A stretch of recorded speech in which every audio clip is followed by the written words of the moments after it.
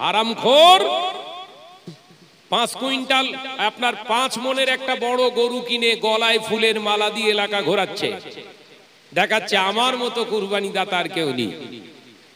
ওর ওই কুরবানির গোশত এলাকার মানুষের খাওয়া হারাম। ফজরের নামাজ পড়লো না, যোহর পড়লো না, আসর পড়লো না, মাগরিব পড়লো না, এশা পড়লো না, ঈদের দিনে ফজরের নামাজও পড়লো না, আমার গরু আগে কুরবানি হবে। এ কথা বলছেন না কেন? কেন হবে না? এলাকায় একটুখানি ভার আছে, ধার আছে, কাদের কাছে? হারামখোরদের কাছে। কথা বুঝতে পারছেন না কেন? পশু ক্রয় করার সময় আর একটা মারাত্মক ভুল করেন। আপনি পশু ক্রয় করতে গিয়েছেন, ব্যাপারী নিজের এমনি করে পশুর মালিকটা নিজে একটা দাম বলে দিয়েছে, আপনি আর একটা দাম বললেন, পশুর মালিক বললেন না হবে না, আপনি চটাক করে বলে দিলেন 1 কুইন্টাল কি 20 কেজি হবে, 1 কুইন্টাল 20 কেজি মাল কিয়েতে আছে, এই নিয়েতে গরু কেনা আপনার জন্য হারাম। এই কথা বুঝতে পারছেন না নাকি? এরম বলে তো হবে 110 কেজি হবে, হ্যাঁ 3 মণ হবে, 4 মণ হবে, এইভাবে পশু ক্রয় করা হচ্ছে হারাম। ইসমাইল আলাইহিস সালামকে কোলে করে নিয়ে ইব্রাহিম আলাইহিস সালাম ওজন করেছিলেন, ছেলে ক কেজি হবে? এ কথা বলছেন না কেন? এ শয়তান কুরবানি দিতে কি এরকম করছে কেন? তার মানে উদ্দেশ্য হাঁড়ি ভর্তি করবে, আল্লাহ নয়। এই কথা বুঝতে পারছেন না? উদ্দেশ্য কি? হাঁড়ি ভর্তি করবে। ভাবছেন সামনে কুরবানি, বড় বড় গরু কিনে কুরবানি দিয়ে দেবো মুসলমান। কুরবানি যাত্রার উপরে আল্লাহ ওয়াজিব করেননি যে সে কুরবানি দিতে পারবে না, আপনি তো সেটা জানেন না। আপনি ভাবছেন আমার টাকা আছে মানে আমি গরু কিনে কুরবানি দেবো, উট এনে মেরে দেবো, দুম্বা এনে কুরবানি দিয়ে দেবো, আমার থেকে বড় মুসলমান আর কেউ না। থামুন। 500 কোটি টাকার মালিক আপনি। ওই 500 কোটি টাকা যদি আপনার হারাম রাস্তায় ইনকাম হয়, আপনার জন্য কুরবানি দেওয়া হারাম। 100 কোটি টাকা আপনার ব্যাংক ব্যালেন্স, সম্পত্তি আছে 500 কোটি টাকার, এখন আপনার উপরে যাকাত ফরজ না। আপনার দানের টাকায় মসজিদ ইউজ করা, মসজিদ তৈরি করা হারাম। মৌলভী সাহেবরা ফতোয়া দিচ্ছে না কেন? মুফতি সেজে ঘুরছো মাল ঝাড়ার ধান্দায়। এ কথা বুঝতে পারছেন না? অসুবিধা হচ্ছে বাপ। হারামখোরের কাছ থেকে আল্লাহ যাকাত চাইনি, হারাম মালদারের কাছ থেকে আল্লাহ কুরবানি চাইনি, হারাম মালদারের কাছ থেকে আল্লাহ দান চাইনি।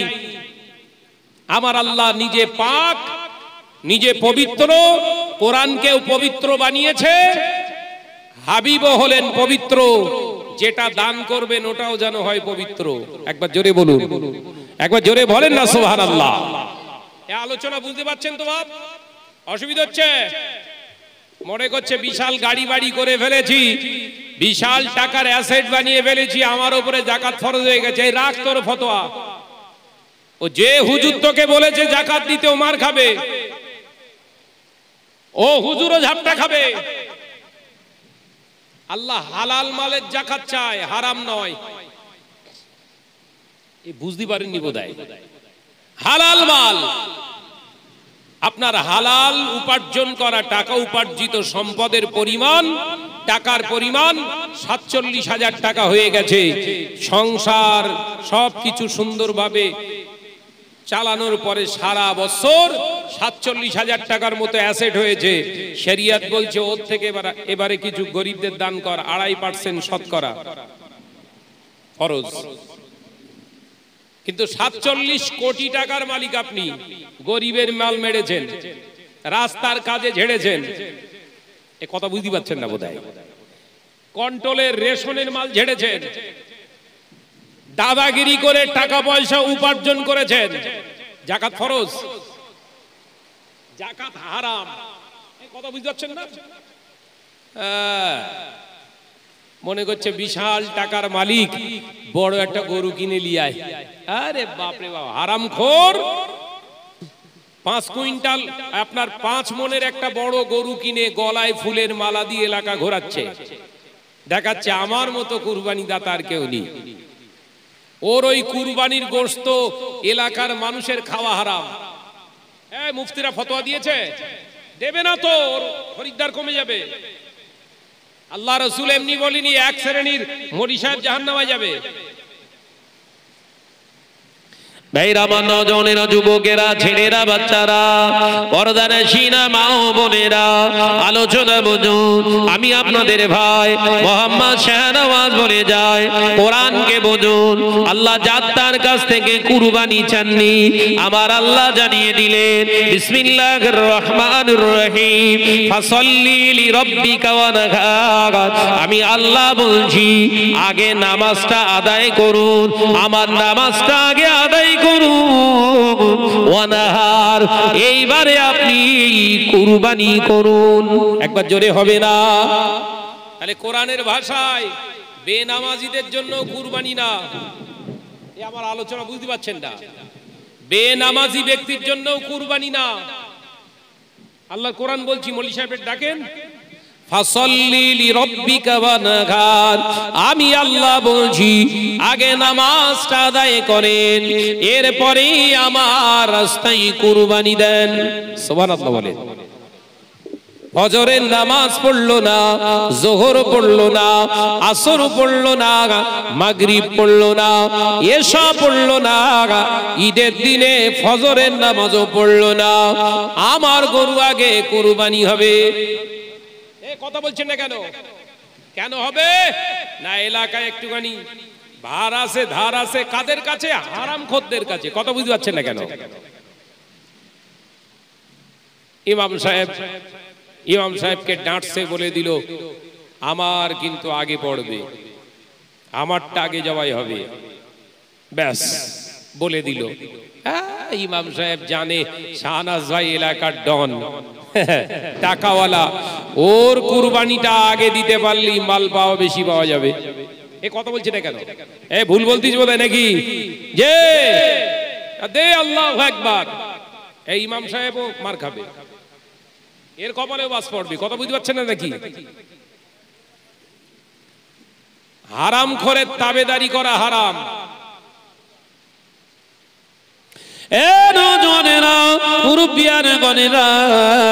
ছেলেরা, বাচ্চারা, পর্দানশীনা মা ও বোনেরা, আলোচনা বুঝুন। আমি আপনাদের ভাই মোহাম্মদ শাহনওয়াজ বলে যায়, দয়ার নবী রাহমাতাল লিল আলামিন হুজুর শিখিয়ে দিলেন হালাল মাল যদি থাকে, ওই হালাল অর্থ দিয়ে আপনি পশু ক্রয় করেন। নজনেরা, পশু তো ক্রয় করতে যাচ্ছেন, গরু হাটায় গেলেন, আপনি গরু হাটায় গেলেন, ছাগল হাটায় গেলেন, ভালো উট হাটায় গেলেন, দুম্বা হাটে গেলেন, দুম্বা ক্রয় করতে গেলেন হালাল টাকা নিয়ে। ইচ্ছা মতো করা যাবে না, শরিয়াত বিধান দিয়েছে, রুলস দিয়েছে, বিধানটাকে আগে বুঝুন। পকেটে আপনার হালাল টাকা আছে মানে ইচ্ছা মতো খরচা করতে পারবেন না। সমাজে হাইব্রিড ফতোয়া আছে, কুরবানির গরু কিনতে গেলে, পশু কিনতে গেলে নাকি এক দামে কিনে নিতে হয়। নাউজুবিল্লাহ বলেন। এ ফতোয়া শরিয়াতের না, আছে শয়তানের ফতোয়া। কার ফতোয়া? জোরে বল বাপ, জোরে বল। এ কার ফতোয়া? ইবলিসের ফতোয়া। শরিয়াত বলছে কুরবানির পশু কিনতে যাবেন, ছাগল হোক, ভেড়া হোক, বকরি হোক, দুম্বা হোক, উট হোক, গরু হোক, মহিষ হোক, বার্গিং করুন, যত বেশি দরাদরি করবেন লা বাসা জায়েজান, কোনো অসুবিধা নেই, তোমার জন্য হালাল জায়েজ আছে। একবার জোরে বলুন না সুবহানাল্লাহ। 35,000-এর জিনিসটা 70,000-এ কিনে নিয়ে চলে এসেছে, মনে করছে বিরাট বীরত্ব করে ফেলেছি। আর জবা করা হয়ে যাওয়ার পরে কুরবানির দিন বিকেল বেলা যে বলছে আমার লস হয়ে গেছে। দেখেছেন ওর মাথায় কি বাস পড়েছে? বুঝতে পারছ কি বলছে? আমার লস হয়ে গেছে। কুরবানি লাভ লস আছে নাকি? হারা কথা বলে না তো, লাভ লস আছে? বলছে লস হয়ে গেছে, বলে না, কথা বলছেন না কেন? আবার দুই একজন ক্যালকুলেটর নিয়ে ক্যালকুলেশন করে কত কেজি পড়লো, পড়তা হলো না, সেই তো প্রায় 280 পড়ে গেল। দেখেছেন এর কপালে কি বাস পড়েছে? এ সব কুরবানি ক্যান্সেল, চলবে না। নজনেরা, যুবকেরা, ছেলেরা, বাচ্চারা, পর্দানশীনা মা ও বোনেরা, শুনে রেখে দিন, জেনে রেখে দিন। দ্বিতীয় নাম্বার, পশু ক্রয় করার সময় আর একটা মারাত্মক ভুল করেন। আপনি পশু ক্রয় করতে গিয়েছেন, ব্যাপারী নিজের এমনি করে পশুর মালিকটা নিজে একটা দাম বলে দিয়েছে, আপনি আর একটা দাম বললেন, পশুর মালিক বললেন না হবে না, আপনি চটাক করে বলে দিলেন 1 কুইন্টাল কি 20 কেজি হবে, 1 কুইন্টাল 20 কেজি মাল কি এতে আছে, এই নিয়েতে গরু কেনা আপনার জন্য হারাম। এই কথা বুঝতে পারছেন না নাকি? এরম বলে তো হবে 110 কেজি হবে, হ্যাঁ 3 মণ হবে, 4 মণ হবে, এইভাবে পশু ক্রয় করা হচ্ছে হারাম। ইসমাইল আলাইহিস সালামকে কোলে করে নিয়ে ইব্রাহিম আলাইহিস সালাম ওজন করেছিলেন, ছেলে ক কেজি হবে, এ কথা বলছেন না কেন? এ শয়তান কুরবানি দিতে কি এরকম করছে কেন? তার মানে উদ্দেশ্য হাঁড়ি ভর্তি করবে, আল্লাহ নয়। এই কথা বুঝতে পারছেন না? উদ্দেশ্য কি? হাঁড়ি ভর্তি করবে। अब সাইজের হাঁড়ি রেখে দিয়েছ না, 4 সাইজ, 6 সাইজ, 8 সাইজ, 10 সাইজ। এই মিথ্যে কথা বলছি বোধহয়? একটা মুসলমানের বাড়িতে গেলে সামসেটের দিক তাকালে মনে হয় যেন হাঁড়ির দোকানে ঢুকে পড়েছি।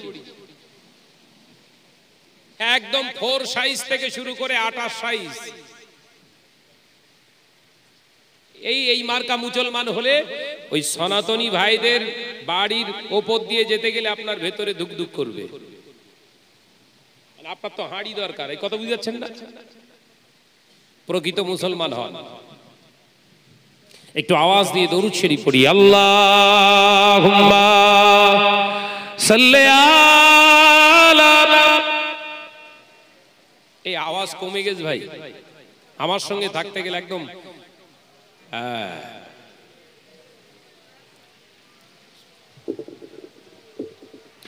একদিন তোমারি নাম মসজিদে হবে লাল, একদিন তোমারি নাম মসজিদে হবে লাল। তৈরি থেকো, তৈরি রেখো কবরের মাল সামান, একদিন তোমারি মসজিদে হবে লাল। আল্লাহুম্মা সাল্লি আলা। মাশাআল্লাহ মাশাআল্লাহ, আরো জোরে ওয়ালা আলি।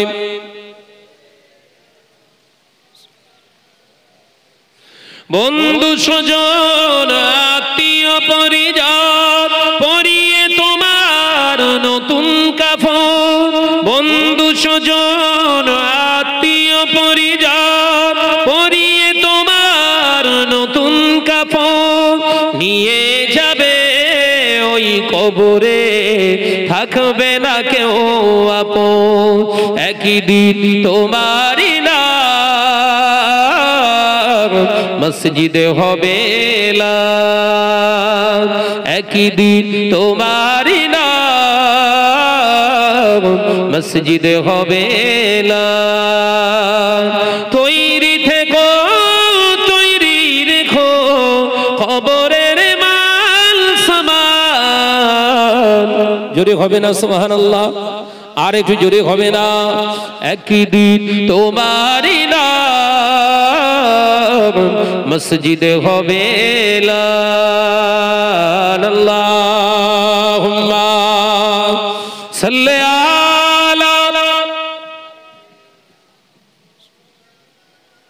মাশাআল্লাহ মাশাআল্লাহ, আরেকটু জোরে ওয়ালা আলি।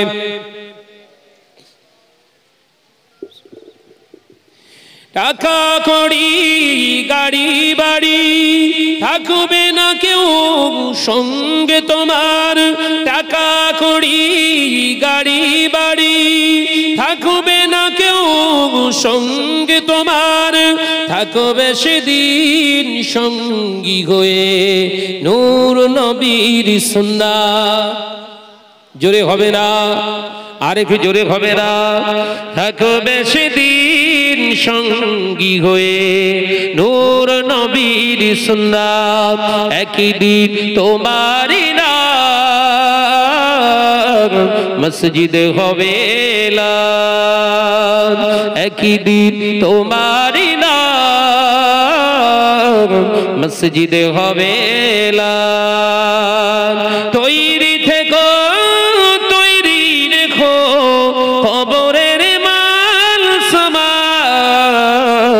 একই দিন তোমারই নাম মসজিদে হবে এলান। আল্লাহুম্মা সাল্লি আলা।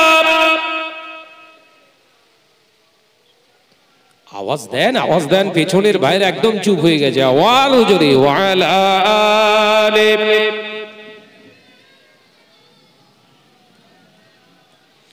আমার নজরেরা যুবকেরা ছেলেরা বাচ্চারা, তাহলে কুরবানির এক নাম্বার ভুল নামাজ না আদায় করে কুরবানি দেওয়া। দ্বিতীয় নাম্বার ভুল পশু ক্রয় করার সময় ওজন করা, আন্দাজে ওজন করা। কেন হারাম? আল্লাহ নবী বললেন যারা আন্দাজে কথা বলে এ জাতি ধ্বংস হবে।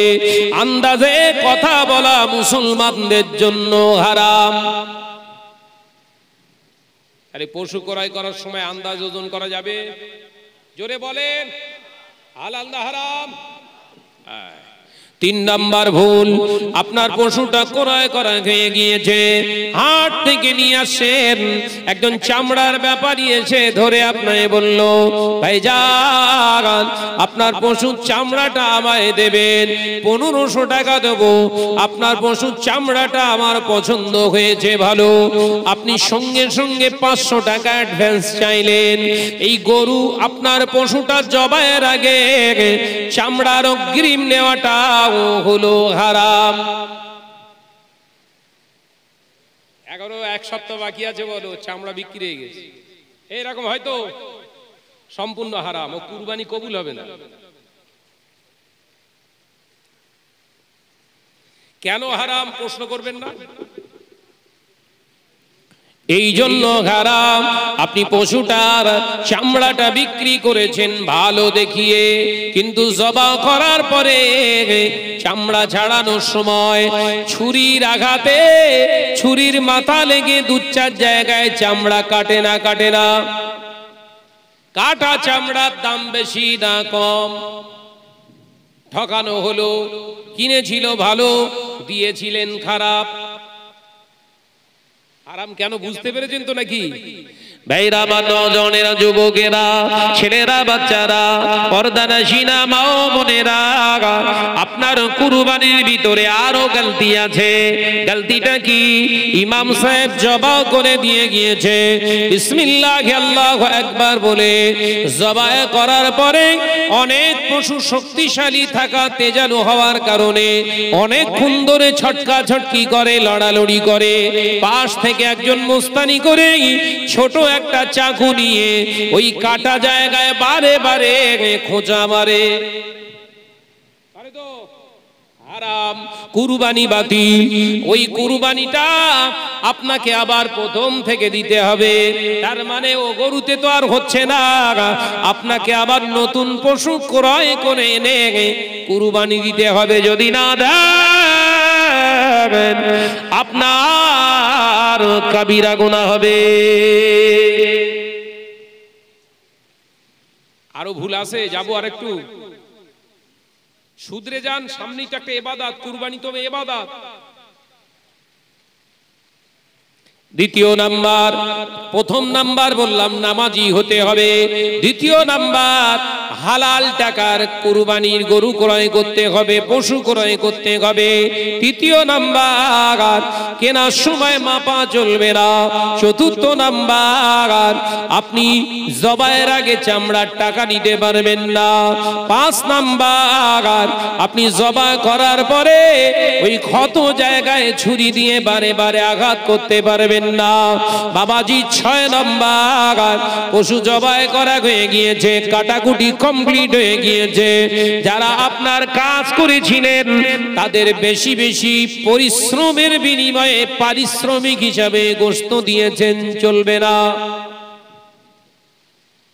দেন তো, দেবেন তো, কারণ মৌলানা মৌলী সাহেবরা তো সব আপনাদের শেখায়নি। ওই জন্য কেন বললুম একদল যাবে আগে জাহান্নামায়।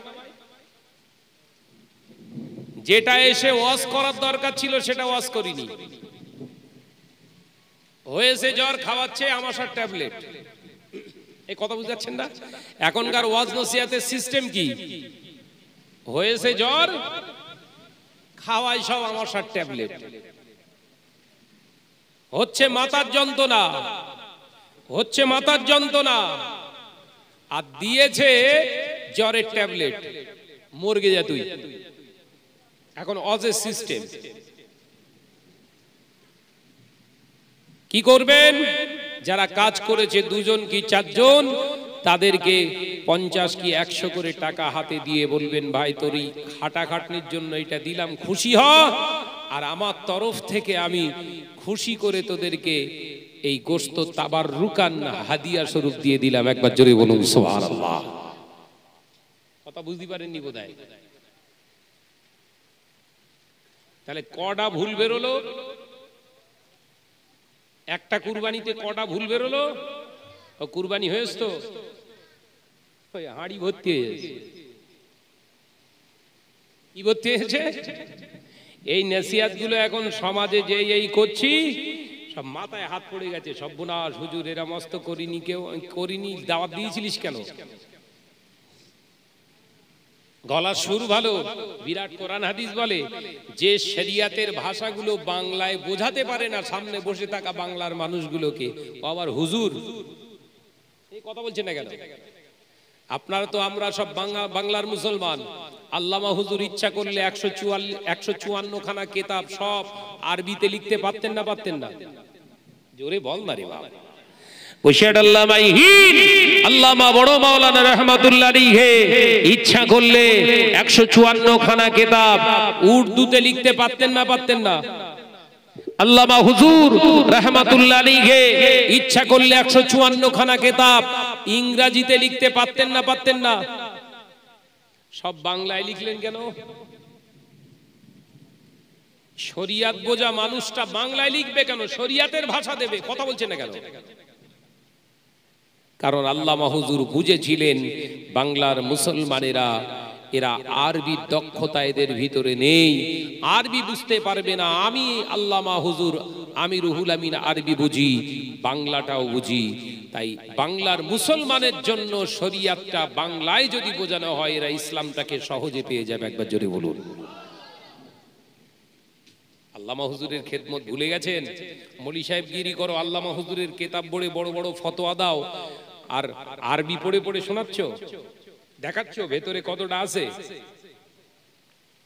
ও দেখানো সবাই দেখাতে পারে, ও দেখানো সবাই দেখাতে পারে, সবাই মাদ্রাসায় পড়েছে, তুমি একা পড়োনি। জাতিকে আর পথভ্রষ্ট করো না। বহু মুসলমান এখানে বসে রয়েছেন, 5 ওয়াক্ত নামাজ পড়ে।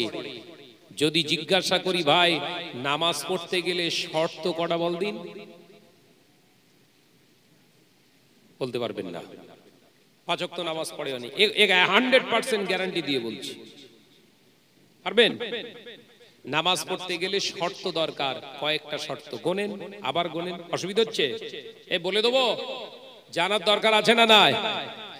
আল্লাহ কোরআনে বলছেন, ইয়া আইয়ুহাল্লাযীনা আমানুস্তাঈনু বিস-সাবরি ওয়াস-সালাহ ইন্নাল্লাহা মা'আস-সাবিরিন।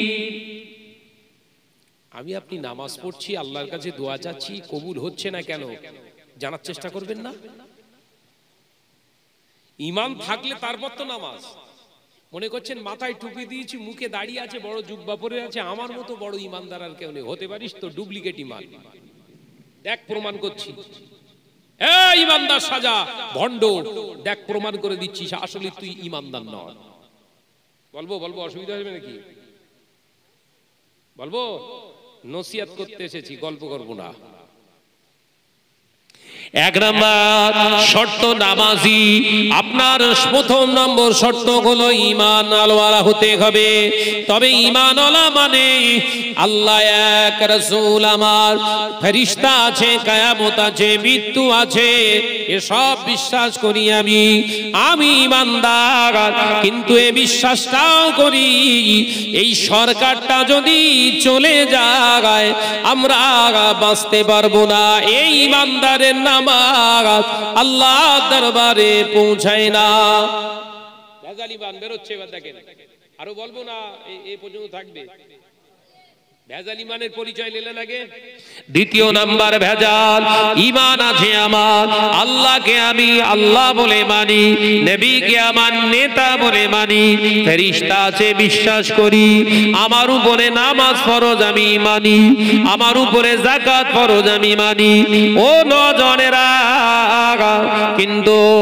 কিন্তু কলিকাতা আলিপুর আবহাওয়া দপ্তর বলে দিয়েছে 48 ঘন্টার ভিতরে বিরাট শক্তি আসছে, ঘূর্ণিঝড়।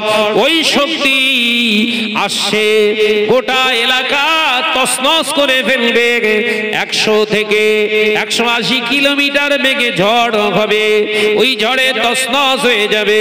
ওই কথাটা, সংবাদটা শুনে মসজিদেতে চাচা আমার মাথায় টুপি দিয়ে, মুখে দাড়ি নিয়ে, জুব্বা পরে বলছে, জানো আবার বোধহয় সেই আমফান চলে এসেছে, নাম দিয়েছে শক্তি, এবার সব গুড়িয়ে ফেলবে গো, ঝড় হবে, 48 ঘন্টার ভিতরেই ঝড় হবে। এই বিশ্বাসটা আপনি ভিতরে এনেছেন, আপনার ইবাদত আল্লাহর দরবারে আর পৌঁছাবে না। ডুপ্লিকেট হাইব্রিড ইমানদার, এই কথা বুঝতে পারছেন না নাকি? কি ইমানদার? Cross hybrid. দোয়া কবুল না হওয়ার কারণগুলো বলছি, অসুবিধা হচ্ছে বাপ? হ্যাঁ, এরা বিশ্বাস করে তো। কলিকাতা আবহাওয়া দপ্তর কি বলে? হতে পারে, হবে বলেছে, সিউরিটি দেয়। তানারা আমার ধর্মের মানুষ নন, তানারা সম্ভাব্য বলে, হতে পারে, নাও পারে। তাদের বিশ্বাস মেশিনে রেডারে ধরা পড়েছে, হতে পারে, নাও পারে। কিন্তু মাথায় টুপি দিয়ে মসজিদে কি বলছে? কথা বলছেন না কেন? এই মাথায় টুপি দিয়ে কি বলছে? এ হচ্ছে গরুখোর মুসলমান। ও নজনেরা, মুরব্বিয়ানে গণেরা, ছেলেরা, বাচ্চারা, তৃতীয় নাম্বার আর একটি উদাহরণ দিচ্ছি। শরীরটা বড় খারাপ, হঠাৎ করে কলিকাতায় নিয়ে চলে গেল।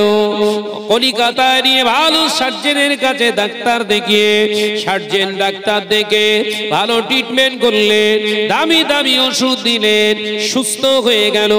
বাড়িতে চলে এলো, জুম্মা পড়তে গেল। কাল জুম্মায় জিজ্ঞাসা করলেন একজন, ও ভাই শরীর অসুস্থ ছিল, কেমন আছে? জি ভালো আছি। এত তাড়াতাড়ি সুস্থ হয়ে গিয়েছেন?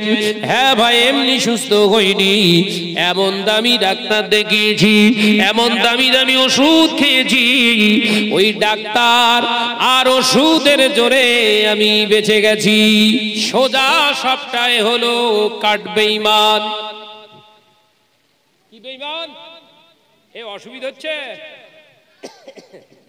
এই অবস্থায় জুম্মা পড়ে বেরিয়ে চলে এসে ফেরেশতারা বলছে, তোর মুগুর পেটা করবো, কবরে আয়। তোর নামাজ। এই তিনটে উদাহরণ আরো আছে, এই তিনটে উদাহরণ দিলাম।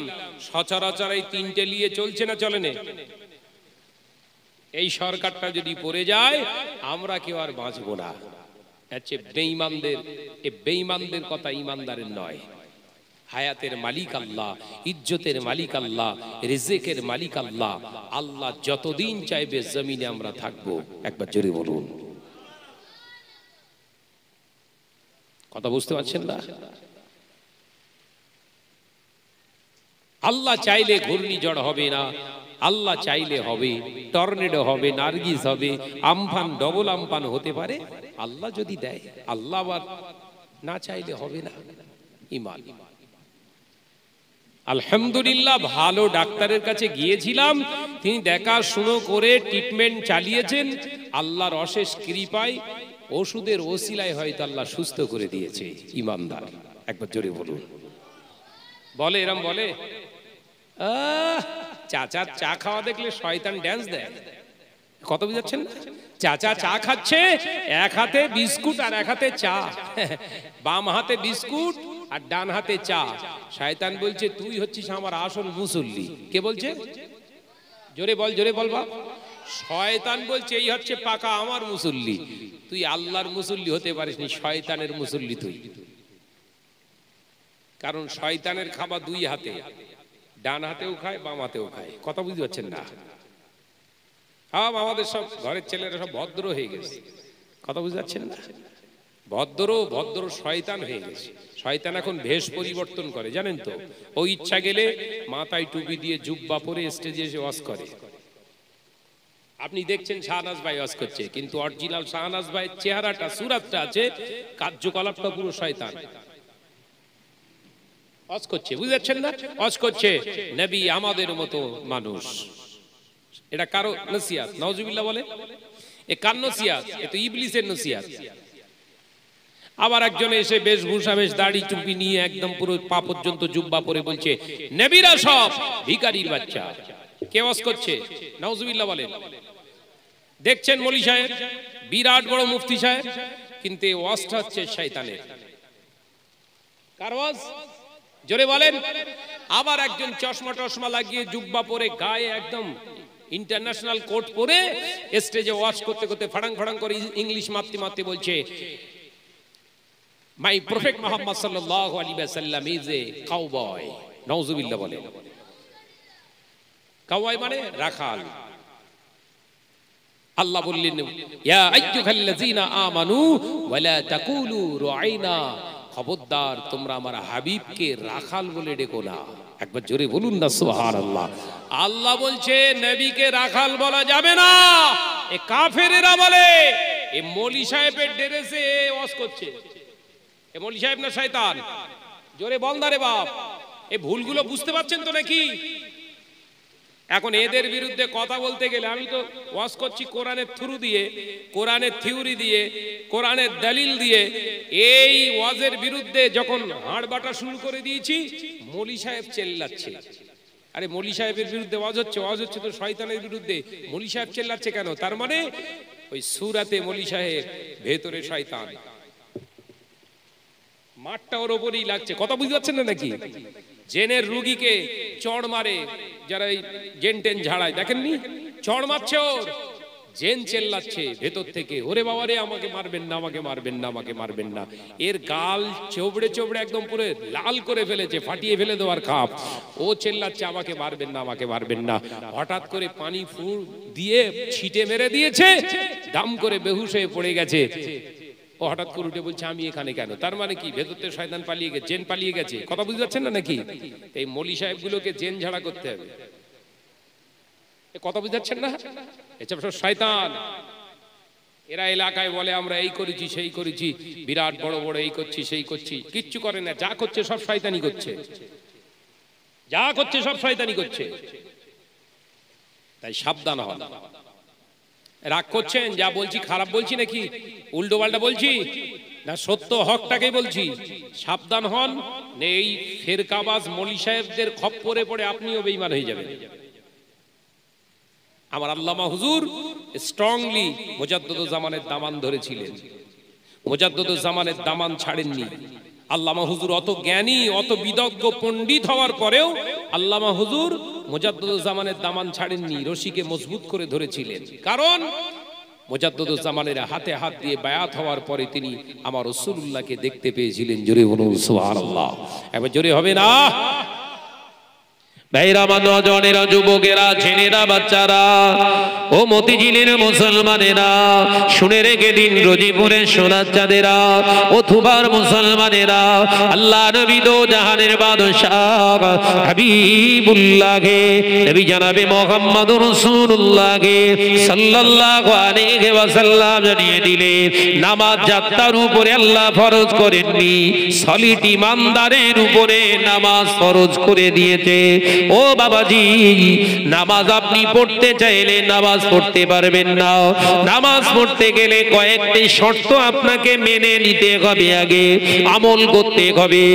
এক নাম্বার শর্ত, আপনি প্রকৃত ইমানদার হয়ে যান।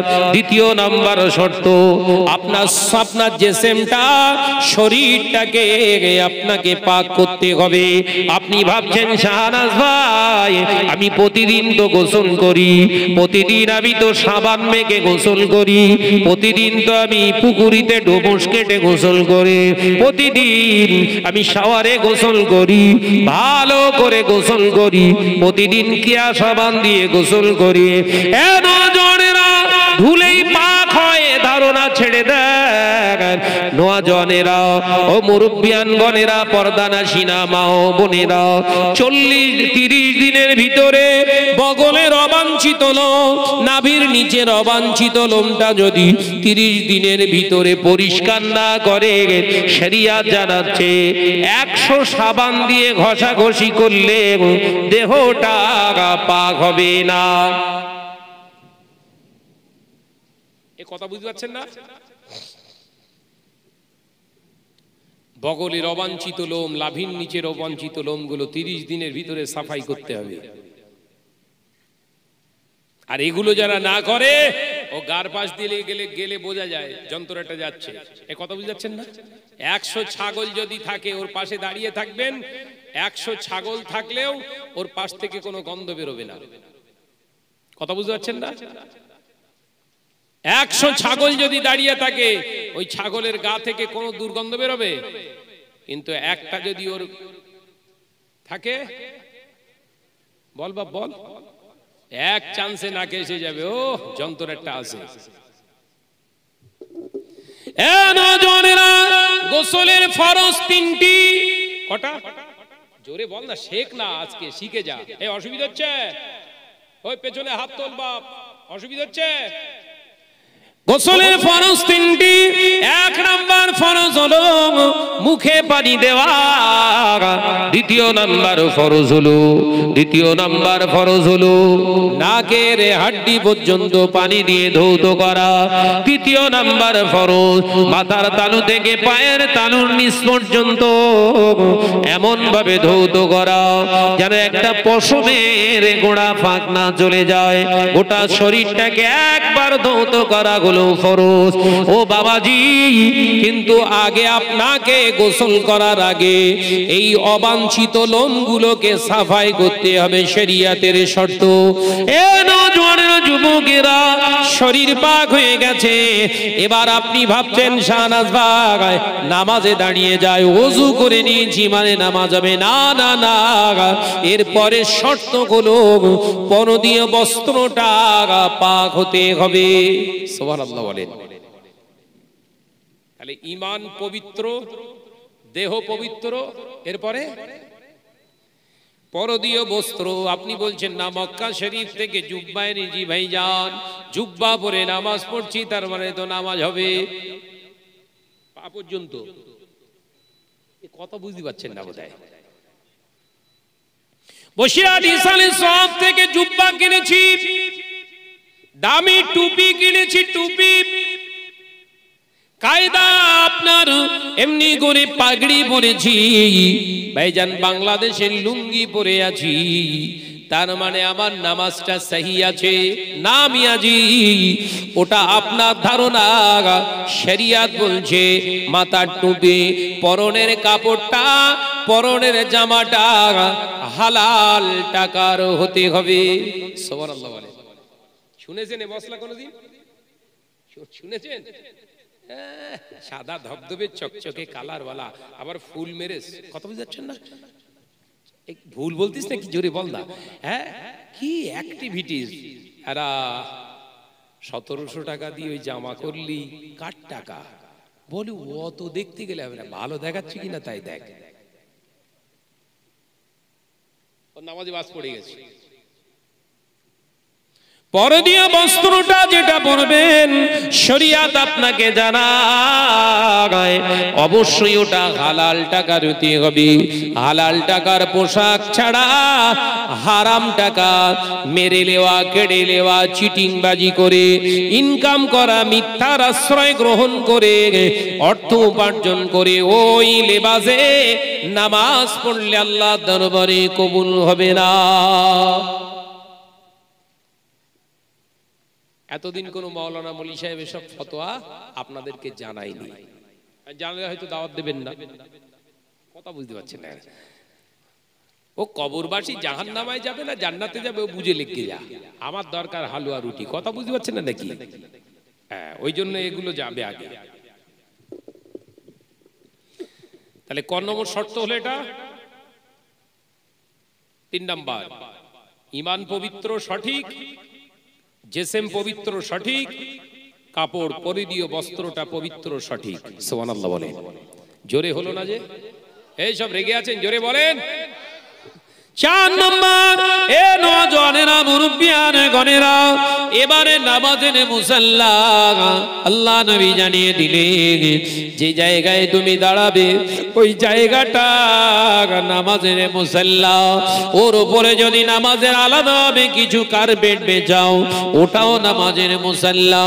যে জায়গাটায় দাঁড়াবে ওই জায়গাটা যেন পাক হয়, পবিত্র হয়। আপনি বলছেন ভাইজান মক্কা শরীফ থেকে নামাজের মুসাল্লা এনেছি হজ করতে গিয়ে, ওমরা করতে গিয়ে, এটা পাক আছে না মিয়াজি? ওই মক্কা শরীফ থেকে আনা নামাজের পাটিটা হালাল টাকার কেনা কি? দেখুন, যদি হালাল টাকার কেনা হয় ওখানে দাঁড়ালে আমার আল্লাহ নামাজ কবুল করে নেবে। ও নওজওয়ানেরা, আপনি বলছেন ভাইজান আমরা মসজিদে নামাজ পড়ি, মার্বেলের উপরে দাঁড়িয়ে নামাজ পড়ি, মার্বেল সাদা চকচকে ঝকঝকে সুন্দর স্মুথ, ওই মার্বেলের উপরে নামাজ পড়ি, ওটা পাক না? না না, খোঁজ নিয়ে দেখুন ওই মার্বেলটা যদি এলাকার লটারি খোরের দান হয়, ওটা যদি সুদ খোরের দান হয়, ওটা যদি মেরে নেওয়া, কেড়ে নেওয়া ব্যক্তির দান হয়, ওখানে 1000 বছর সেজদায় পড়ে থাকলে ওই সেজদা আল্লাহ দরবারে কবুল হবে না। মাথায় ঢোকাতে পারছি না, ওয়াজ কঠিন হয়ে যাচ্ছে। ওয়াজ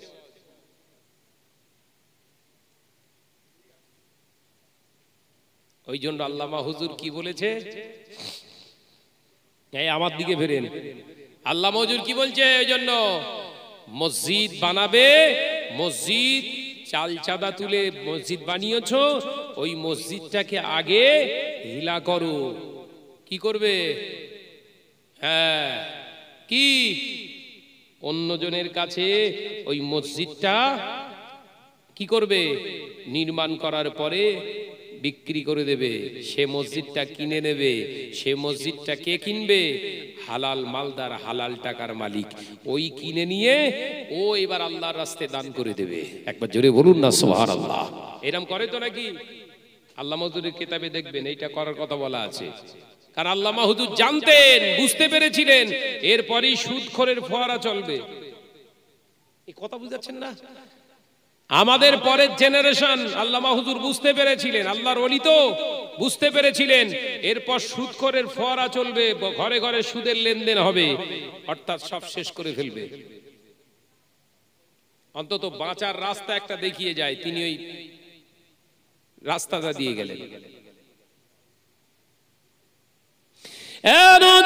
যুবকেরা, ছেলেরা, বাচ্চারা, পর্দা নাছিনা মা বোনেরা, এরপরে আপনাকে শরিয়াত শেখাচ্ছে আপনি কোন ওয়াক্তে নামাজ পড়ছেন, নিয়তটা সহি করুন। কোন ওয়াক্তে নামাজ পড়ছেন? আপনি ফাজলাও মেরে বলে দিলেন আসরের ওয়াক্তে নামাজ পড়ছেন, বলেন না কেন রে, জোহর পড়লুম। আপনার নামাজ আবার দোহারাতে হবে, নামাজ আবার পড়তে হবে। ইয়ার কি মেরে বলেছেন বলো? একদম জিজ্ঞাসা করলেন, কি রে কি নামাজ পড়লি? ফচকামো করে বললেন, কেন রে? জোহরের নামাজ পড়েছি। তাহলে আসরের নামাজ আপনাকে আবার পড়তে হবে। এ কথা বুঝতে পারেননি বোধহয়। ইবাদতের সঙ্গে ফাজলামি না। তাহলে ওদিকে 6টা এদিকে 5টা, 11টা শেখা হলো, তাই তো নাকি? কথা বুঝতে পারছেন না দেখি? কোরআন হাদিসের বাইরে না গল্প করে যাচ্ছি? কোরআন হাদিসের বাইরে না ভেতরে? আল্লাহ আমাদের বোঝার তৌফিক দেন, বলুন আমিন। একটু জোরে বল না রে বাবা, আল্লাহুম্মা আমিন। প্রাণ খুলে জিকির করে কালেমা লা ইলাহা ইল্লাল্লাহ। একটু আওয়াজ দে বাপ, আওয়াজ দে। লা ইলাহা ইল্লাল্লাহ। আল্লাহ আল্লাহ আল্লাহ আল্লাহ আল্লাহ আল্লাহ সুবহানাল্লাহ। আল্লাহ আল্লাহ আল্লাহ আল্লাহ আল্লাহ আল্লাহ সুবহানাল্লাহ। ইয়া রহমানু ইয়া রহিমু ইয়া মালিকু ইয়া কুদ্দুসু। আল্লাহ আল্লাহ আল্লাহ আল্লাহ আল্লাহ আল্লাহ সুবহানাল্লাহ। জমিন ও আসমান যা কিছু আছে, জমিন ও আসমান যা কিছু আছে, রবের নামে তাসবিহ পড়ে। জোরে হবে না? আর একটু জোরে হবে না? জমিন আসমানে যা কিছু আছে, পশু পাখি নদ নদী, হ্যাঁ আসমানের তারকা রাজি যা কিছু আছে, সব কাজ জিকির করে। জোরে বলেন। যেদিন বন্ধ হয়ে যাবে জিকির, আল্লাহ পাক ফানা করে দেবে। তার মানে কিয়ামত নাজিল করে দেবে। আর তোদের রাখার কোনো দরকার নেই, শেষ হয়ে যা। আল্লাহ আল্লাহ আল্লাহ আল্লাহ আল্লাহ আল্লাহ সুবহানাল্লাহ। জোরে জোরে লা ইলাহা ইল্লাল্লাহ। একটু আওয়াজ দেন, আওয়াজ দেন। লা ইলাহা ইল্লাল্লাহ। রাতের আকাশে তারকারা ভাসে, রাতের আকাশে তারকারা ভাসে, আল্লাহর নামে জিকির করে। আল্লাহ আল্লাহ আল্লাহ আল্লাহ আল্লাহ আল্লাহ সুবহানাল্লাহ। পাহাড়ের ঝরনা ঝরে ঝরে যায়, পাহাড়ের ঝরনা ঝরে ঝরে যায়, রবের নামে তাসবিহ পড়ে। আল্লাহ আল্লাহ আল্লাহ আল্লাহ আল্লাহ আল্লাহ সুবহানাল্লাহ। জোরে হবে না সুবহানাল্লাহ? আর একটু জোরে হবে না সুবহানাল্লাহ? আল্লাহ আল্লাহ আল্লাহ আল্লাহ আল্লাহ আল্লাহ সুবহানাল্লাহ। ইয়া রহমানু ইয়া রহিমু ইয়া মালিকু ইয়া কুদ্দুসু। আল্লাহ আল্লাহ আল্লাহ আল্লাহ আল্লাহ আল্লাহ সুবহানাল্লাহ। জোরে জোরে লা ইলাহা ইল্লাল্লাহ। আওয়াজ দি লা ইলাহা ইল্লাল্লাহ। ভোরের পাখি কুহু কুহু ডাকি, ভোরের পাখি কুহু কুহু ডাকি, আল্লাহর নামে জিকির করে। আল্লাহ আল্লাহ আল্লাহ আল্লাহ আল্লাহ আল্লাহ সুবহানাল্লাহ। জোরে জোরে লা ইলাহা ইল্লাল্লাহ। আওয়াজ দেন। লা ইলাহা ইল্লাল্লাহ।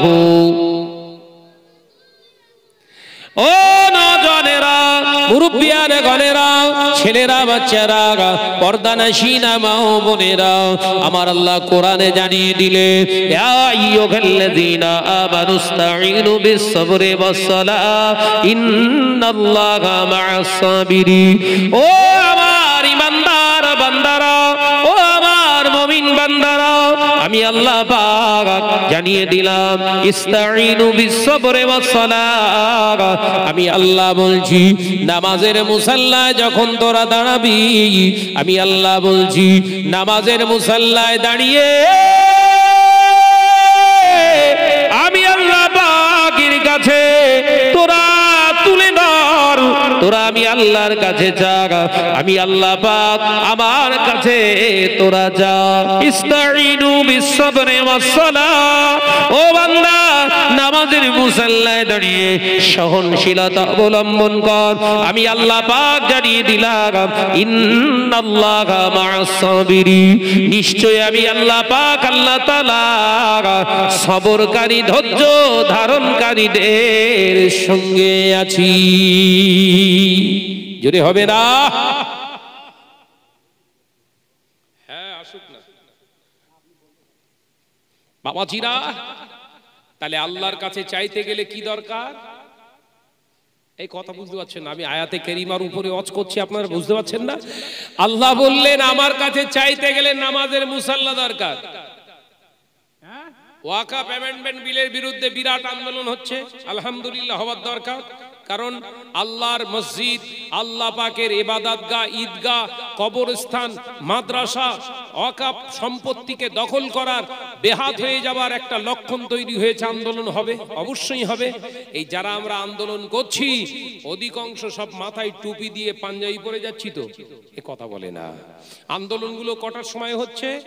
12টা থেকে কি 2টো থেকে হচ্ছে আন্দোলন, হচ্ছে হতে হতে হতে হতে সন্ধ্যা হয়ে গেছে। যত আন্দোলনকারী অধিকাংশ সব বেনামাজি। ভুল ভুলে ফেলছি বোধহয়। আন্দোলন করছি মসজিদ আমরা ভাঙতে দেবো না, কিন্তু নামাজও আমরা পড়বো না। আগে ভেঙে ফেলার দরকার কাদের? এই কথা বলে না, আমার রাগ হচ্ছে, এবার বলো, বিরাট রাগ হচ্ছে। আগে মারতে হবে কাদের? নামাজ আমরা পড়বো না, কিন্তু মসজিদও ভাঙতে দেবো না। তার মানে শরিয়াতটা তোর বাপের তৈরি করা নাকি? এরা নামাজি ব্যক্তিদের জন্য আন্দোলন, তুই বেনামাজি তুই আন্দোলন করিস না, তোর আন্দোলনে আল্লাহ সফলতা আনবে না। এই কথা বুঝতে পারছেন না? আর আল্লাহ বলেছে আন্দোলনের সফলতা অর্জন করতে গেলে নামাজের মুসাল্লা দরকার। সুবহানাল্লাহ বলেন। এবার হাদিস শোনায়। ভাইরা, আমার নজনেরা, যুবকেরা, ছেলেরা, বাচ্চারা, পর্দানাশীনা মা ও বোনেরা, নবীর দরবারে নবী এলান করে দিলে জিহাদের ডাক এসেছে। কাফেরেরা মারতে আসে, প্রতিহত করতে হবে, চলো। সাহাবায়ে কেরামেরা বেরিয়ে পড়লেন। এ নজনেরা, ও মতিঝিলের মুসলমানেরা, আল্লাহ নবী সাহাবায়ে কেরামদের নিয়ে জিহাদের ময়দানে বেরিয়ে পড়েছে। কাফেরেরা মারতে আসে, ও তাকে ওকে প্রতিহত করতে হবে।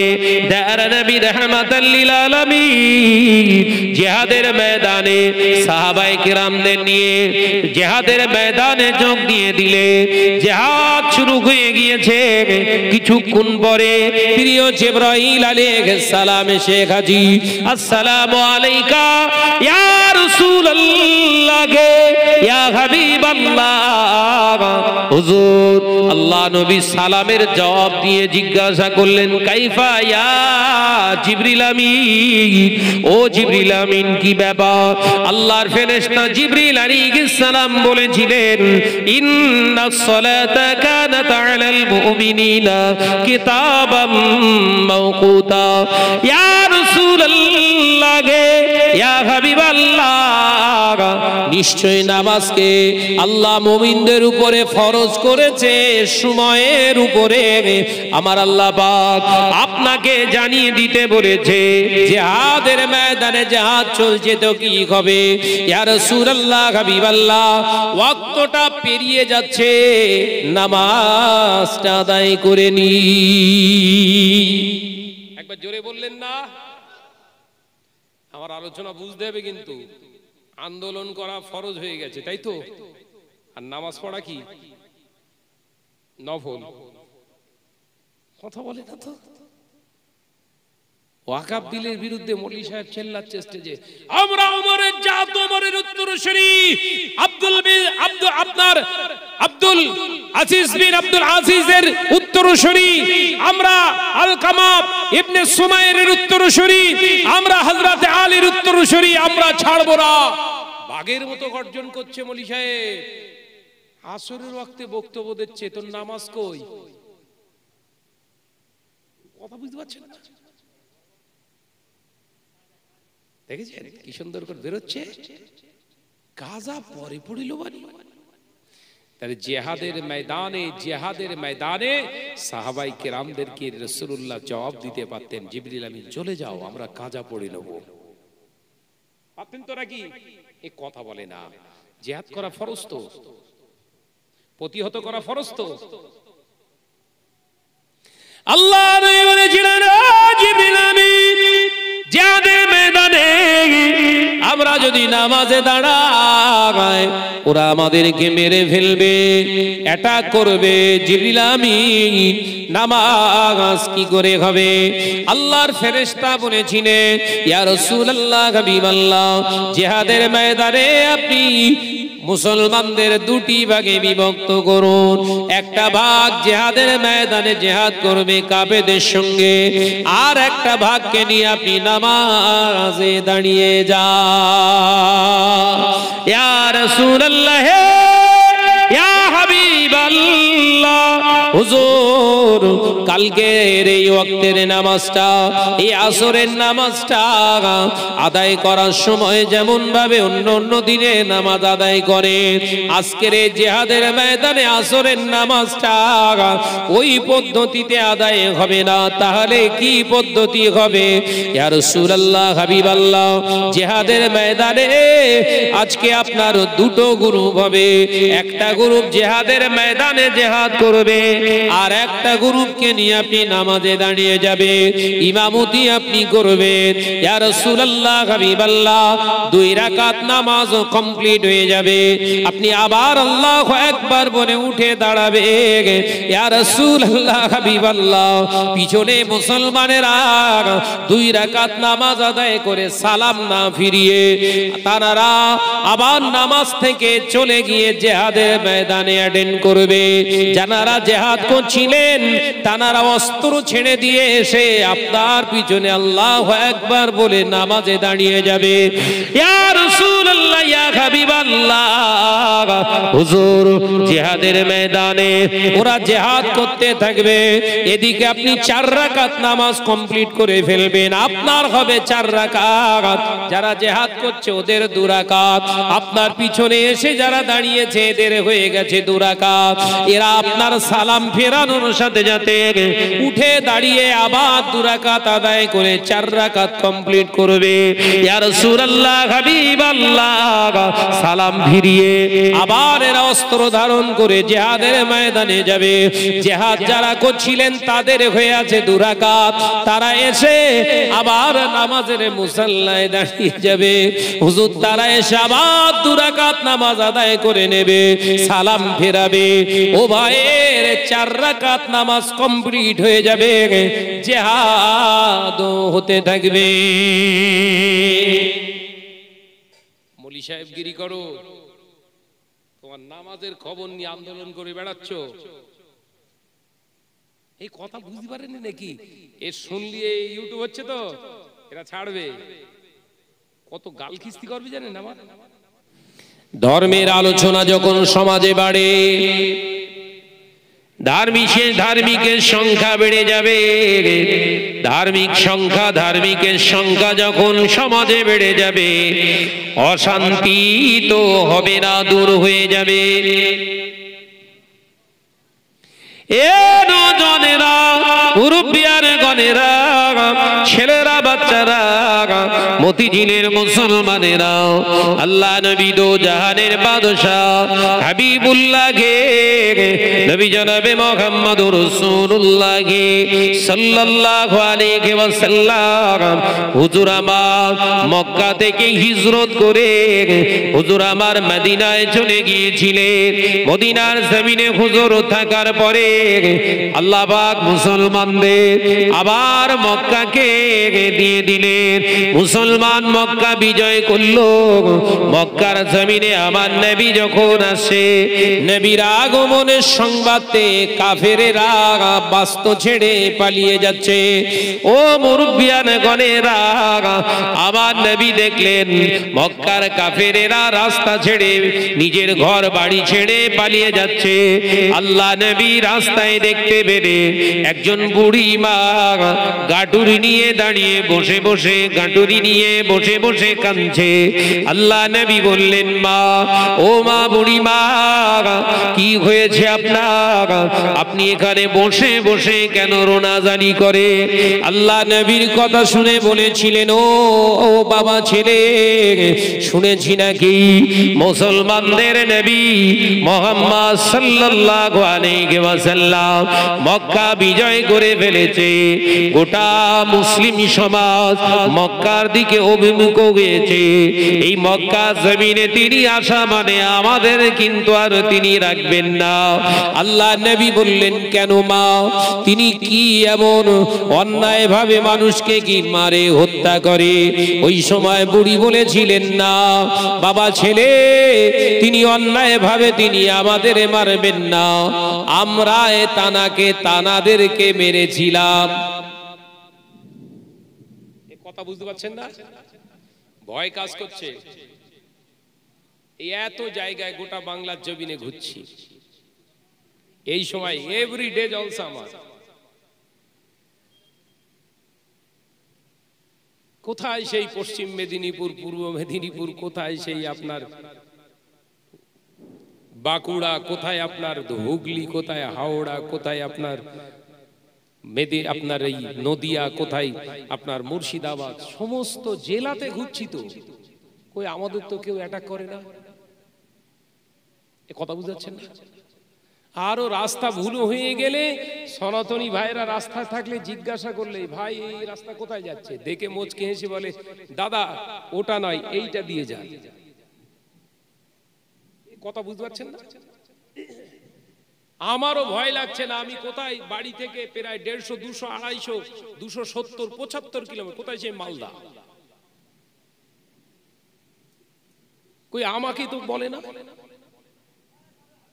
আমার তো ভয় লাগে না, আমি তো নিজে দাঁড়িয়ে তাদেরকে জিজ্ঞাসা করছি, ভাই এই রাস্তাটা যাবে না? দাদা এই রাস্তায় যাবেন না, শর্ট রাস্তা বলে দিচ্ছি, এইটা দিয়ে যান। ভালোবাসা আছে না নাই? এই কথা বলছেন না কেন? তোমার দেখে ভয় লাগবে কেন?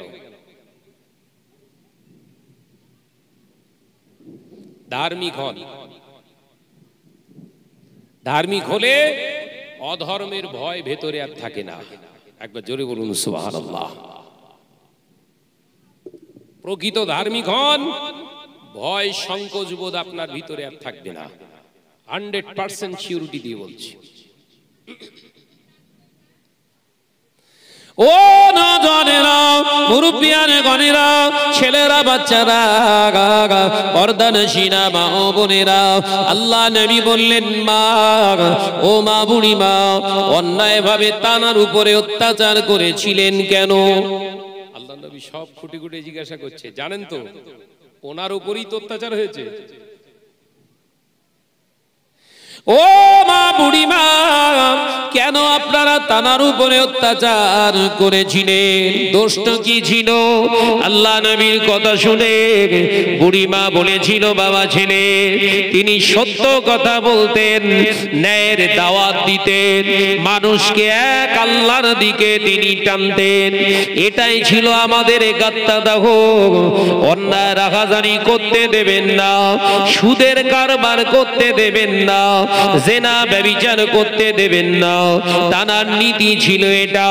তিনি সত্য কথা বলতেন, বড় আমানতদার ছিলেন। তাই আমাদের ইহুদি জাতিরা তারা সহ্য করতে পারেননি। এই মক্কার কোপ্পারে কুরাইশরা তানার বিরুদ্ধে আন্দোলন করেছিলেন। তিনি দিশা না পেয়ে রাতের অন্ধকারে মদিনায় চলে গিয়েছিলেন।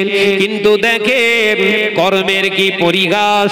একটু দেখুন, আমরা যারাকে অন্যায়ভাবে তাড়িয়ে দিয়েছিলাম, তিনি এখন আমাদের তাড়াননি। ভয়ে আমাদেরকে নিজের জন্ম ভিটে পালিয়ে যেতে হচ্ছে। সুবহানাল্লাহ বলেন। কই জোরে হবে না? সত্যের জয় হয়ে গেছে বলো। মিথ্যার সামনে যখন সত্য হাজির হয়, সত্যকে বলা লাগে না, চলে যা, ওই এমনি পালাবে। এ নওজোয়ানেরা, মুরব্বিয়ান গণেরা, ছেলেরা, বাচ্চারা, আল্লাহ নবীর এই কথা শুনে, আল্লাহ নবী এই কথা শুনে বুড়িমাকে বলেছিলেন, ও মা বুড়িমা, এখানে বসে আপনি কেন কাঁদে? বাবা ছেলে, এই যে বড় গাঁঠুনিটা দেখছো, এই গাঁঠুনিটাতে আমার অনেক প্রয়োজনীয় সামগ্রী রয়েছে, জিনিস রয়েছে, যার মহাব্বত, যার প্রয়োজনীয়তা আমার আছে। আমি যেটা ফেলে পালিয়ে যাব সেটাও যেতে পারছি না। আবার এই বড় গাঁটুরিটাকে নিয়ে আমি মাথায় করে বহন করে নিয়ে আমি যে তামার সঙ্গীদের সঙ্গে চলে যাব, এই বহন করার ক্ষমতাটাও আমার ভিতরে নাই। আল্লাহ নবী বলেছিলেন, ও মা বুড়িমা, ও মা বুড়িমা, চিন্তিত হবেন না, টেনশন করবেন না। আমি একটা কথা বলছি শুনুন। আপনার যদি এই গাঁটুরিটাকে আমি মাথায় করে বহন করে আপনার গন্তব্যস্থলে পৌঁছে দিই, তাহলে আপনি কি আমার উপরে খুশি হবেন? একবার জোরে বলেন। একবার জোরে হলো না? ইসলাম শরিয়ত বলছে, রাস্তা দিয়ে চলার সময় একটা পাথর দেখতে পেয়েছেন রাস্তার সমান, একটা ইটের গোটা দেখতে পেয়েছেন রাস্তার উপরে আছে, একটা আলপিন দেখেছেন, একটা পেরেক ভাঙা দেখেছেন, শরিয়ত বলছে ওটাকে উপেক্ষা করে যেও না, ওটা পাশে সাইডে নিরাপদ জায়গায় ফেলে দেন। এটা একটা ইবাদত। একবার জোরে বলুন না, জোরে হবে না? সুবহানাল্লাহ। মানুষ মারা শেখাচ্ছে, মানুষের যাতে কষ্ট না হয় সেই বেদনাদায়ক জিনিসটাকে রাস্তা থেকে সরিয়ে ফেলে দেওয়া বলছে নেকির কাজ। এই ধর্ম বোঝা যাচ্ছে তো নাকি? তাহলে এই AK-47 নিয়ে, ম্যাগজিন নিয়ে, যারা পিস্তল নিয়ে গুলি গোলা করে মানুষকে কামান মেরে মেরে ফেলছে, ওরা মুসলমান বিশ্বাস করবেন? কথা বলছেন না কেন? ইসলামটাকে আপনাকে আগে বুঝতে হবে। না গরুর গোশত খাচ্ছি, মাথায় টুপি আছে, জুব্বা পরছি, আমি হলো মুসলমান। ও কুকুরিও খায়। এই গরুর গোশত কুকুরে খায় না? খায় না? জোরে বল না রে ভাই। তো কুকুরও দাবি করবে আমি মুসলমান। আবার আলোচনা ভুল হচ্ছে।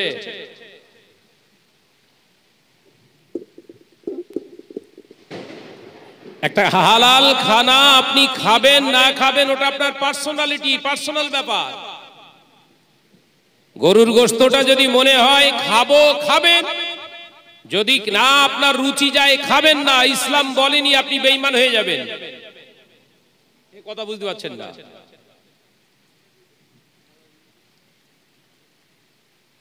বহু এরকম দেশের মুসলমান আছে যারা এখনো গরুর গোশত খায়নি। মুসলমান বলবেন না? ধর্মের সঙ্গে ওর সম্পর্ক নেই, ইমানের সঙ্গে সম্পর্ক নেই। ধর্ম জানিয়ে দিয়েছে ওটা খাওয়া যাবে, এ কথা বুঝতে পারছেন না? ওটা হালাল, ওটা খেতে পারেন, তবে ওতে ঈমান বাড়বে না আপনার। না খেলে আপনার ঈমান কমবে না। ডাক্তার চেক আপ করি বলছে রেড মিট কম খান, রেড মিট কম খান। বুঝতে পারছেন তো নাকি? কেন না, রক্তের ভিতরে বেশি চর্বি, আপনার কোলেস্টেরল জমা হচ্ছে, ব্লাডের ভিতরে কোলেস্টেরল জমে গেছে, বেশি প্রভাব বিস্তার করলে যে কোনো মুহূর্তে হৃদরোগে আক্রান্ত হতে পারেন। বেশি সময়, বেশি দিন এগুলো চালিয়ে গেলে আপনার হার্ট অ্যাটাক হতে পারে। আপনি রেড মিট কমিয়ে দেন, ভালো ডাক্তারের কাছে যাবেন। যদি আপনার রক্তের ভিতরে এই কোলেস্টেরলের মাত্রাটা যদি বেড়ে যায়, সঙ্গে সঙ্গে আপনাকে প্রথম খাদ্য তালিকা থেকে আপনার গোশত মাংসকে ছাঁটাই করবে। তাহলে গোশত খেলে ঈমান বাড়ছে না সর্বনাশ হচ্ছে? এই কথা বলছেন না কেন? সর্বনাশ হচ্ছে তো। উইলিয়ে মুসলমান পাগল হয়ে আছে। এই ওয়াকফ অ্যামেন্ডমেন্ট বিল পাস হয়েছে, ওয়াকফ বিল পাস হয়েছে, গোটা দেশব্যাপী আন্দোলন চলছে। হিন্দু ভাইরা, সনাতনী ভাইরাও আমাদের হাতে হাত দিয়েছে। বহু হিন্দু সংগঠন কেস করেছে সুপ্রিম কোর্টে আমাদের পক্ষ নিয়ে, শুনেছেন? নদিয়ার কৃষ্ণনগরের এমপি মহুয়া মৈত্র, নাম শুনেছেন? নিজে কেস করেছে ওয়াকফ অ্যামেন্ডমেন্ট বিলের বিরুদ্ধে। কারণ তিনি ধর্ম বোঝেন, এডুকেটেড, একজন শিক্ষিতা একজন মহিলা। কারণ তিনি জানেন ওয়াকফ সম্পত্তি সম্পূর্ণ মুসলমানদের হক, এতে হস্তক্ষেপ করার কোনো জায়গা নেই। কারণ আমাদের দেবত্ব সম্পত্তি আছে, সনাতনী ভাইদের একটা সম্পত্তি আছে। কি সম্পত্তি? দেবত্ব সম্পত্তি, ঠাকুরের সম্পত্তি। সেখানে মুসলমানরা হস্তক্ষেপ করে না, তাই ওদের সম্পত্তি ওয়াকফ, এই ওয়াকফ সম্পত্তিতে আমরা হস্তক্ষেপ করতে পারি না, এই অধিকার নেই। যদি ওতে আমরা হস্তক্ষেপ করি তাহলে আমাদের দেবত্ব সম্পত্তিতে ওরা হস্তক্ষেপ করবে। এ কথা বুঝতে পারছেন না? ভারতের কনস্টিটিউশন, আমরা হচ্ছি গণতন্ত্র রাষ্ট্রের অধিবাসী, আমরা মানুষ সবাই সমান অধিকারে বসবাস করি, সব ধর্ম সমান, এখানে যে যার ধর্ম পালন করবে, এটা হচ্ছে ভারতবর্ষের ঐতিহ্য। ওই জন্য কাজী নজরুল ইসলাম বলেছিলেন, মোরা এক বৃন্তে দুইটি কুসুম, হিন্দু মুসলমান, মুসলিম তার নয়নমণি, হিন্দু তাহার প্রাণ। এইটা নিয়ে একজন সাংবাদিক উক্তি করেছিল, 1000 কেস জমা পড়েছে। আজকে কলকাতা হাইকোর্ট রায় দিয়ে দিয়েছে, সমস্ত কেস গ্রান্টেড। প্রত্যেক সপ্তাহে থানায় এসে দেখা করতে হবে সাংবাদিক। তোর এ কথা বলার সাহস দিয়েছে কে তোর? এ কথা বুঝতে পারছেন না? এটা ভারত, এটাই আমাদের ইন্ডিয়া। যে যার ধর্ম পালন করবে। একজন সাহিত্যিক, কবি, যার কবিতা BA MA ছাত্ররা পড়ে মানুষ হচ্ছে, তুমি সেই লাইন নিয়ে উক্তি করছো? হ্যাঁ ভাইরা, আমার নজনেরা, যুবকেরা, ছেলেরা, বাচ্চারা, আলোচনা বোঝো। আমি আপনাদের বোঝাতে চেয়েছিলাম আল্লাহ নবী ধর্ম শেখাচ্ছেন আমাদেরকে। ও নজনেরা, মুরব্বিয়ান গণেরা, আল্লাহ নবী এই কথা শুনে বুড়িমা অবাক চেয়ে রইলে। বাবা ছেলে, আমার সাথী সঙ্গী, আমার এলাকাবাসী কেউ আমার প্রতি এই দয়াটা মায়াটা দেখালো না। কে তুমি বাবা? তোমার মনে যে এত দয়া, তোমার মনে যে এত মায়া, এমন মানুষ তো জীবনে দেখিনি। আল্লাহ নবী বলেছিলেন, মা চিন্তা করবেন না, চলুন আপনার গন্তব্যস্থলে আপনাকে পৌঁছে দিই। একবার জোরে বলুন না সুবহানাল্লাহ। আল্লাহ নবী দোজার বাদশাহ হাবিবুল্লাহ গে, নবী জনাবে মুহাম্মদুর রাসূলুল্লাহ গে সাল্লাল্লাহু আলাইহি ওয়াসাল্লাম বুড়ির অত বড় গাঁটুরিটাকে নিয়ে আল্লাহ নবী পাক হাত দিয়ে মোবারক হাত দিয়ে আলোকে মাথা মোবারকে তুলে নিলেন। চলুন মা, ও মা বুড়ি মা, চলুন আপনার গন্তব্যস্থলে পৌঁছে দিই। আল্লাহ নবী হাসতে লাগলেন, আল্লাহ নবী হাঁটতে লাগলেন। বুড়ির অত বড় গাঁটুরিটা মাথায় নিয়ে টুক টুক টুক টুক করে হেঁটে হেঁটে যাচ্ছে, বুড়িটা সামনে যাচ্ছে। আল্লাহ নবী বললেন, ও বুড়ি মা, চলুন চলুন আপনাকে পৌঁছে দিই। বুড়িটা কিছু দূর হাঁটার পরে বললেন, ইহুদি বুড়ে বলেছিলেন, বাবা ছেলে বয়স হয়েছে বাবা, আর এগিয়ে যেতে পারছি না, একটু একটু আমাকে রেস্টে থাকতে দাও, একটু বিশ্রাম নিতে দাও।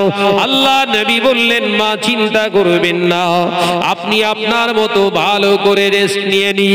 আল্লাহ নবী কথা বলে বুড়ির অত বড় গাঁটুরিটাকে মোবারক মাথা থেকে নামিয়ে নেননি। হুজুর আমার মাথা মোবারকে অত বড় বুড়ির গাঁটুরিটাকে নিয়ে ঠিক বুড়ির পাশে দাঁড়িয়ে রইলেন। একবার জোরে হবে না সুবহানাল্লাহ? হিন্দু মুসলমান মারপিট হবে? অত সহজ? আকারটা জাহেল যারা, আকারটা জাহেল, অশিক্ষিত বর্বর যারা, তারা এই জাতি বিদ্বেষ তৈরি করে। এই কথা বুঝতে পারছেন না? জাতি বিদ্বেষ তৈরি করে কারা? আকারটা জাহেল, দাঁদড় মদখোর, এরাই জানে দুটো দলের লাগাতে পারলেই যে একটু বেশ টাকাওয়ালা আছে ও মদ কিনে দেবে আমার। কথা বুঝতে পারছেন না? খুব শান্ত মেজাজে চলতে হবে আমাদের। আমার প্রতিবেশী একজন সনাতনী ভাইয়ের অসুখ হলে রাসূলুল্লাহ বলছে, যাও গিয়ে দেখে এসো, শরীরটা তার অসুস্থ। এই দেখতে যাওয়াটাও হলো ইবাদত। একবার জোরে বলুন না। এই মুসলমান সে যে ঘুরছে, ও নিজের মা অসুস্থ দেখে না। এই ধর্ম থেকে কতটা ছিটকে গেছে দেখেন। ওর নিজের ভাই, মার পেটের ভাই অসুস্থ, ও উকি মেরে দেখতে যায় না। ওর ভেতরে ধর্ম আছে? টুপি পরে, দাড়ি আছে, জুব্বা পরে, হজ করে এসছে, ওর নিজের ভাইয়ের সঙ্গে কথা নেই। ও ধার্মিক না শয়তান? এই কথা বলছেন না কেন? এ তো বললি শাহনাজ খারাপ। আপনার ধর্ম শিক্ষা দিয়েছে? ওই জন্য বলছি, প্রকৃত অর্থে ধার্মিক হন। আমার বহু, আপনাদের বলে যাচ্ছি, আমার বহু বন্ধু আছে খুব নিয়ারেস্ট, খুব close, DIG officer, IPS officer, ভালো এসপি, ভালো থানার ওসি, ভালো সার্জেন্ট, ভালো ডাক্তার, ডিস্ট্রিক্ট ম্যাজিস্ট্রেট, ভালো ভালো সব স্কলার, এডুকেটেড, সব শিক্ষিত অমুসলিম ভাই সব আমার সঙ্গে খাতির রেখেছে, তাদের সঙ্গে কথাবার্তা সব হয়। ফোন চেক করলেই পাবে। আমি ফোন করতে ভুলে গেলে ওরা ফোন করে, আবার আমি সুযোগ পেলেই ওদের ফোন করি। এটা আমার ভারত। এ কথা বুঝতে পারছেন না? তুমি চালাকি পেয়েছো, দেশে অশান্তি লাগাচ্ছ সামান্য এক ফাইল মদের জন্য। ভাইরা, আমার নওজওয়ানেরা, যুবকেরা, ছেলেরা, বাচ্চারা, পর্দানশীনা মা ও বোনেরা, আলোচনা বুঝুন। আমি আপনাদের ভাই মোহাম্মদ শাহনওয়াজ বলে যায়, দয়ার নবী রাহমাতাল লিল আলামিন বুড়ির অত বড় গাঁটুরিটাকে নিয়ে বুড়ির সামনে দাঁড়িয়ে রইলেন। রেস্ট দেয়া হলো। আবার বুড়িটা বললেন, চলেন বাবা, চলেন বাবা। তবে যাবার আগে একটা বার বলেন, অত বড় গাঁটুরিটা মাথায় করে দাঁড়িয়ে রইলেন, একবারও নিচে করছেন না, কি লাভ আপনার? বলেন বাবা, এত মনে দয়া, এমন দয়ার মানুষ আর পৃথিবীতে আছে কি আমার জানা নাই। আল্লাহ নবী মুচকে গেছে বলেছিলেন, ও মা, বুড়ি মা, আপনি চিন্তিত হবেন না, চলেন আপনাকে আপনার গন্তব্যস্থলে পৌঁছে দিই। এ নজরেরা, মুরব্বিয়ান গণেরা, আল্লাহ নবী দয়ার নবী রাহমাতাল লিল আলামিন বুঝি বুড়িটার পিছনে ইহুদি বুড়ির পিছনে পিছনে হেঁটে যায়। আরো কিছু দূর যাবার পরে বুড়িটা আবার নবীকে আহ্বান করলেন, ইয়া বৎস, ও আল্লাহর বান্দা, ও আল্লাহর বান্দা, দুনিয়ার জমিনের মুমিন বান্দারা শুনে রেখে দিন, জেনে রেখে দি। ওই বুড়িটা বলেছিলেন, বাবা বৎস, ও বাবা ছেলে, আমার আবার একটু কষ্ট হচ্ছে, আমাকে একটু রেস্ট নিতে দাও। আল্লাহ নবী বলেছিলেন, ঠিক আছে মা, আপনি একটু রেস্ট নিন, একটু বিশ্রাম নিন, আমি আপনার পাশে দাঁড়িয়ে রইলাম। আল্লাহ নবী বুড়ির অত বড় গাঁটুরিটাকে নিয়ে রাখলেন না, মাথায় ধরে দাঁড়িয়ে রইলেন। আল্লাহ নবীর দিকে চেয়ে চেয়ে বলেছিলেন, ও বাবা ছেলে, তোমার মনে যে এত দয়া, তোমার মনে যে এত মায়া, আপনার এই অবস্থা, এইরকম পরিস্থিতি দেখে, এই দয়া দেখে আমার মনে হচ্ছে দুনিয়া জমিনে আপনাকে ভার বহক হিসাবে পাঠিয়েছে। একবার জোরে হবে না? আল্লাহ নবী বলেছিলেন, ও মা, বুড়ি মা, আপনি ঠিক বলেছেন, ঠিক বলেছেন, আমি একজন ভার বহক হিসাবে দুনিয়ায় এসেছি। তার মানে হলো কিয়ামতের দিনেতে কোটি কোটি উম্মতের গুনার কাটুরিটা নিয়ে আমি নবী মুহাম্মদুর রাসূলুল্লাহ সাল্লাল্লাহু আলাইহি ওয়াসাল্লাম আল্লাহর সম্মুখে দাঁড়িয়ে যাব, সিজদায় পড়ে যাব। আল্লাহ, আমার উম্মতকে মাফ করে দিন, ক্ষমা করে দিন।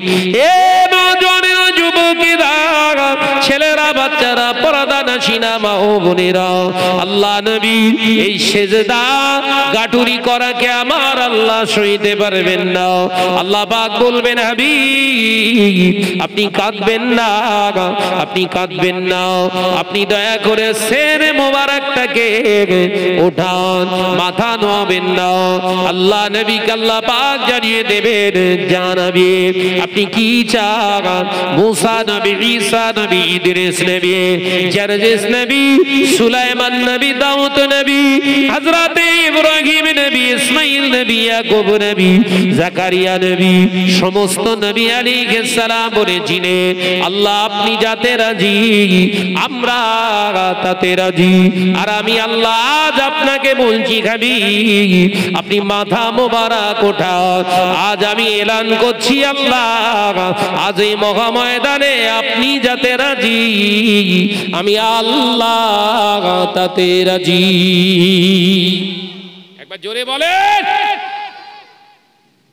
আল্লাহ পাক তো আমাকে ভার বহন করার জন্যই পাঠিয়েছে। এই কথাটা তাৎপর্য হলে এটা বুখারীর হাদিস।